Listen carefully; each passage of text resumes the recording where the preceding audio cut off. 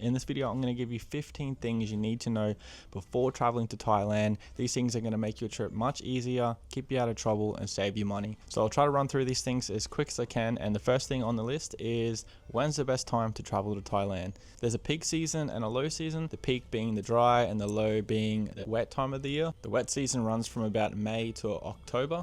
It's a little bit of an in-between season between November and February. Some people call it the cool season. And then the hot is from March to May. And that's going to be the best weather with the least amount of rain. But what I would suggest is actually going during rainy season. The price is going to be a little bit cheaper. There's going to be less crowds.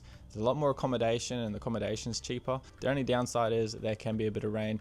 Sometimes it hammers down and other times it doesn't rain at all. Maybe the odd shower here and there. When I was there last time during rainy season, it wasn't bad at all. Most days were actually quite good with the odd shower, and it kind of kept the temperatures down. So I suggest going in rainy season. Next one on the list is food choices.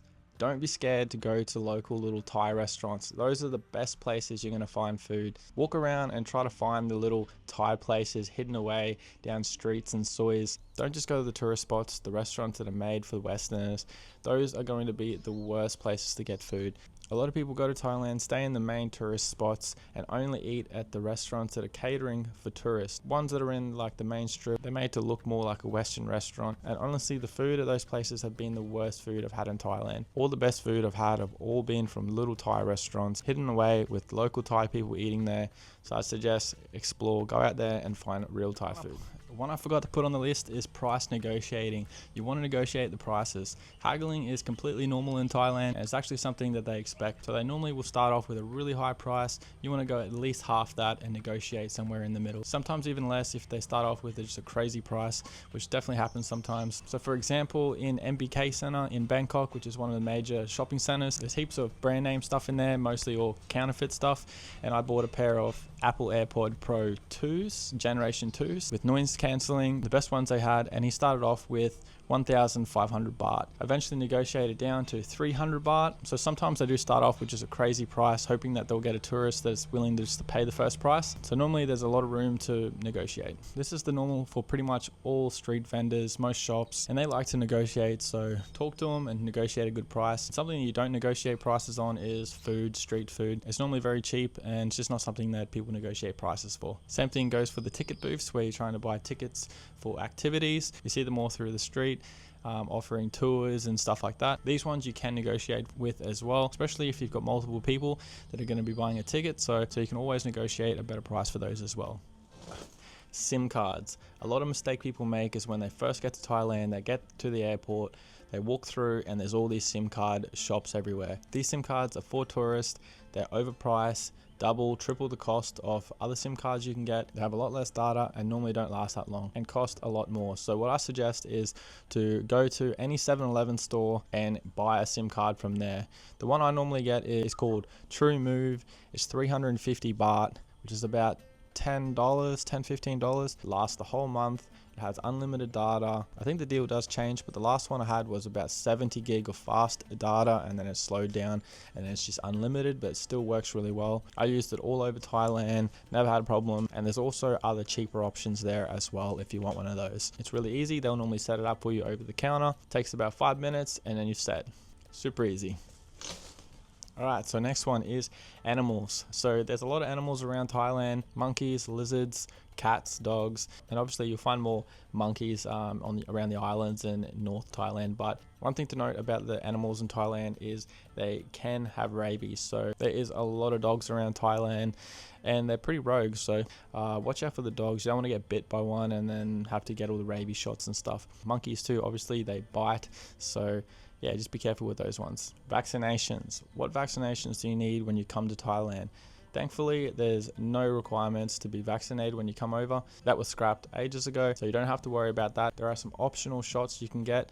Ones for, I think, malaria, tetanus, maybe dengue fever. There is a risk of getting dengue fever, mainly if you're in more remote areas, more risky places where there's a lot more mosquitoes, and maybe you're staying in an accommodation that isn't well protected, like huts and stuff. The mosquitoes are coming in and biting you. I don't take any shots whatsoever and I've never had any problems. I've been bitten by plenty of mosquitoes and I never got dengue fever. But saying that, it is a possibility, but in most places, unless you're going far out, you don't really need these shots. Next up on the list is luggage. This is obviously going to depend on how much stuff you really need, but what I recommend is trying to pack as light as possible. You can get everything in Thailand very easily. And what I take is only one backpack, which is like a 40-liter carry-on backpack. It keeps the weight down. It stops me from bringing all the things that just really aren't necessary. And half the weight is actually my camera gear. So just a few pairs of clothes, stuff that is easily matching, so I can swap them around a little bit. Light, cool, kind of plain clothes are good. Stuff that you might be able to wear a couple times before you have to wash it. And washing it in Thailand is very easy as well. So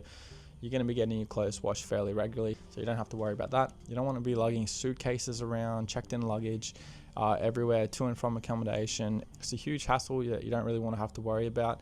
You want to do everything you can to make your trip more enjoyable and easier. So yeah, I'd suggest packing as light as you can. I leave my backpack at whatever accommodation I'm at, and then during the day I just take a sling bag, and that works really, really well.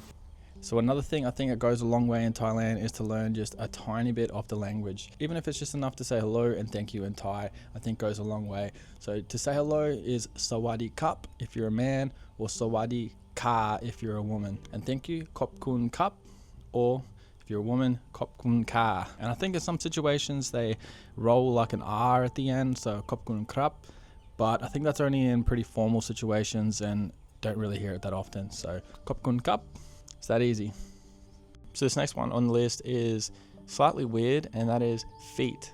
Something you should know about not to do in Thailand is touch things with your feet. It's seen as disrespectful. So those situations where maybe there's stuff for sale on the ground, you don't want to be pointing with your feet or anything like that. When you're in places, don't put your feet up on the table. Kind of common sense stuff, but you'd be surprised how many people don't really think about it. So just remember to try to be respectful as possible. Next one is the royal family. So one thing you'll notice is the royal family is really big in Thailand, but it's not something people talk about all that much. That's because it can actually be illegal if you say anything negative about them. Something you have to be a little bit careful of. That's just the way it is. So I'd just say probably don't say anything at all.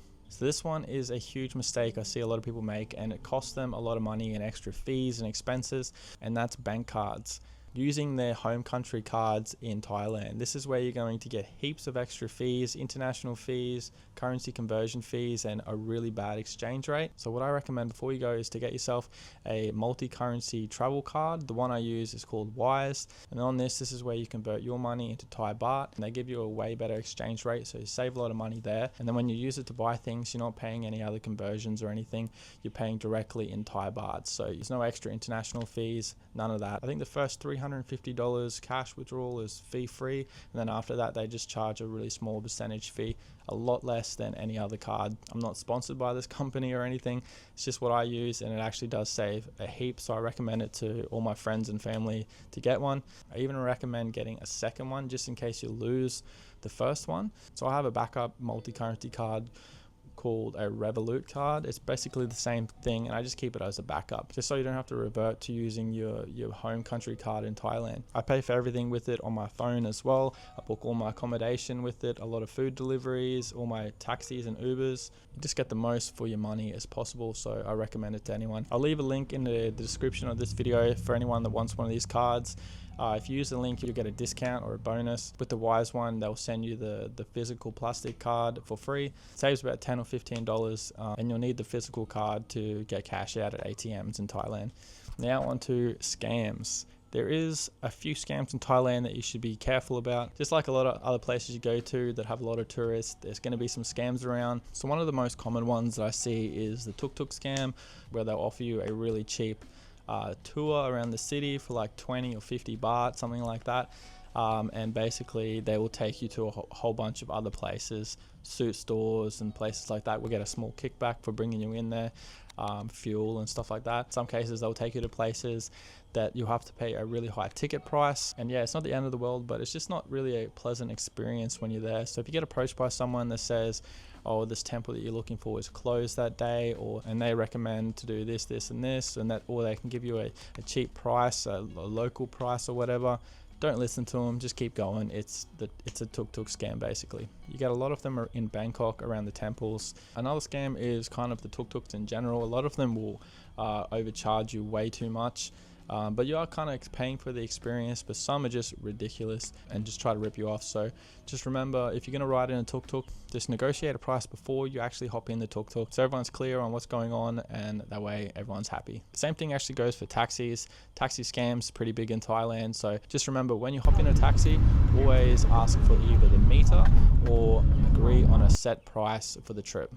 Transport. So something you should know are the apps in Thailand for Ubers. Basically, they're called Grab and Bolt. Bolt's generally a little bit cheaper, but on Grab you normally can get discount codes and stuff, and sometimes that makes it cheaper. But I found both to be really reliable. Catch a lot of Grab bikes around Thailand. They're really cheap and quick.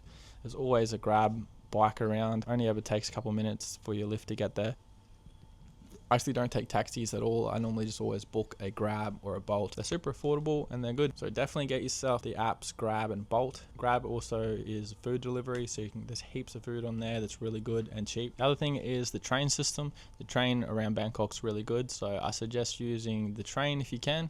It's really cheap, gets you around quickly. Thailand in general has very good transport. Next thing on the list is motorcycles. Having the right license to ride a scooter or motorcycle around Thailand. A lot of tourists do ride around Thailand with no license, and they can be fined. The penalties aren't that bad. But I think the main thing about riding around Thailand without the proper license is you're not going to be insured. So if you do get in an accident, your insurance won't cover you if you don't have the right license. So I'd recommend getting an international driver's permit. And a mistake some people make here is they get one just for a car license. If you don't have a motorcycle license in your home country when you get it, it's not going to have the motorcycle license stamped in the international driver's permit. So first, make sure you have a motorcycle license, and that will also get transferred over to your international driver's license. So if you want to have insurance, if you have insurance, make sure you do have the right permit, just in case. So this one's pretty overlooked, I think, and that is shoes. Last couple of trips I done in Thailand were just in Vans street shoes, and on the first day I had blisters. If you're doing a lot of walking, which you definitely will be, what I recommend is getting yourself a good pair of running shoes. I wear a pair of Asics Gel Nimbus 25. Makes a huge difference because I do walk around a lot. So definitely get yourself a decent pair of shoes with some cushion. So hopefully those things have helped you guys out. I'm going to be heading back to Thailand in a couple of weeks. I'm going to be posting a whole lot more Thailand-based content. So if you guys want to join me for that, like and subscribe. I'm new to making videos, so it'd make a huge difference if you could hit the like button. And yeah, thanks guys. I'll see you in the next one.